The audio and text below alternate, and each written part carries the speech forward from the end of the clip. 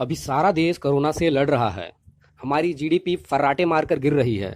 Migrant labourers शहरों से पलायन कर गांवों की तरफ जा रहे हैं। उनके खाने पीने और जाने में जो खर्च हो रहा है, ऐसे में क्यों नहीं भारत की सरकार और खास करके आरबीआई ढेर सारा करेंसी छाप के लोगों में बांट क्यों नहीं देती और लोगों की आर्थिक तंगी को कम क्यों नहीं कर देती।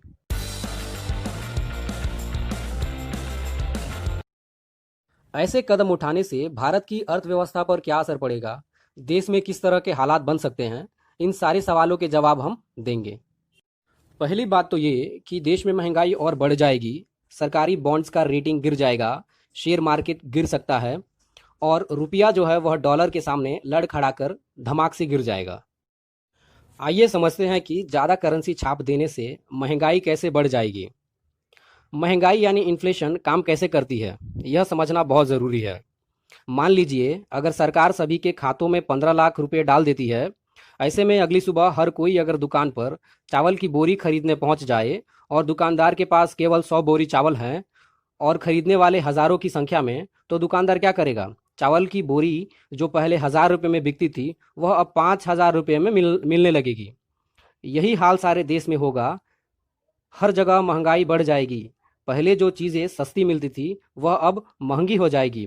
तो अगर सभी के हाथ में पैसे हो और वस्तुओं और सर्विस का अगर निर्माण ना हो, तो ऐसे में महंगाई बढ़ जाती है।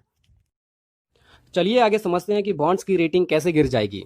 इसे समझने से पहले हमें यह समझना जरूरी है कि बॉन्ड्स होता क्या है और सरकार बॉन्ड्स को इशू यानी जारी कब और क्यों करती है। जैसे कि हमने समझा कि अगर वस्तुओं और सेवाओं का प्रोडक्शन यानी उत्पादन कम हो और पैसों की छपाई ज़्यादा, तो ऐसे में महंगाई बढ़ जाती है।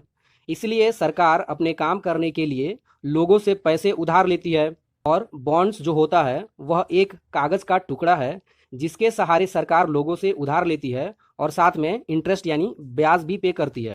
ऐसे में जो भी लोग बॉन्ड्स में इन्वेस्ट यानी निवेश करते हैं, तो वह इन्वेस्ट करने से पहले यह ज़रूर जान लेना चाहेंगे कि वहाँ की सरकारी बॉन्ड्स में इन्वेस्ट करना कितना रिस्की है। ऐसे में रेटिंग एजेंसीज जैसे Moody's, standard and poor, Fitch दुनिया की सभी सरकारों द्वारा इशू की गई बॉन्ड्स के रिस्क के आधार पर उनकी रेटिंग करती है। जैसे होता है ना कि आप किसी फिल्म को देखने से पहले यह तय करते हैं कि उस फिल्म को कितनी रेटिंग मिली है ताकि आपके पैसे बर्बाद ना हो। देशों से जो लोग भारत में इन्वेस्ट करते हैं, वह यह तय कर लेते हैं कि वहाँ पर इन्वेस्ट करना कितना रिस्क का काम है, उनका पैसा जो उन्होंने इन्वेस्ट किया है वह उन्हें वापस मिलेगा या डूब जाएगा। तो जब देश की सरकार ज़्यादा पैसे छापेगी तो वहाँ महंगाई बढ़ जाएगी।